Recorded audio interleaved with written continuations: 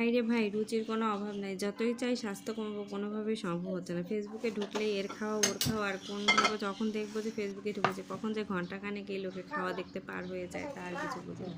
আর ইদানিং দেখছি যার যেটাই খাইতে দেখছি, রান্না করতে দেখছি, তো সেটাই খেতে ইচ্ছা করছে।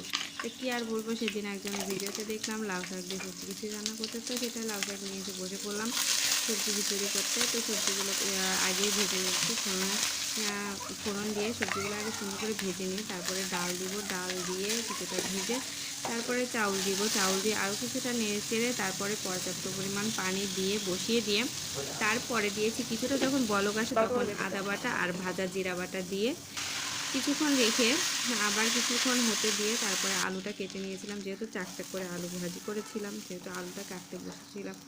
যদি আমার ফোনে চার্জ না থাকায় সম্পূর্ণটা ভিডিও করতে পারি নাই। তা যাই হোক, চাউলটা ভাজার সময় যখন হলুদ দিয়েছি তারপরে সুন্দর একটা কালার এসছে। আর খিচুড়ি আমার ভীষণ ভীষণ প্রিয়।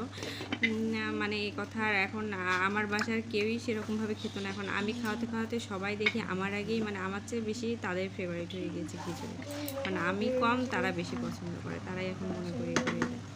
তো যাই হোক, খিচুড়িটাও হয়ে যাচ্ছে, বেশিক্ষণ আর সময় লাগবে না। এর মধ্যে এই যে এই পর্যায়ে লাউ শাকগুলো দিয়ে দিচ্ছি, কারণ লাউ শাকগুলো আগে দিলে একদম গলে যেত। সেই জন্য লাউ শাকগুলো কিছুটা যখন হয়ে এসছে, অর্থাৎ নামানো 10-15 মিনিট আগে আমি লাউ শাকগুলো দিয়ে দিলাম।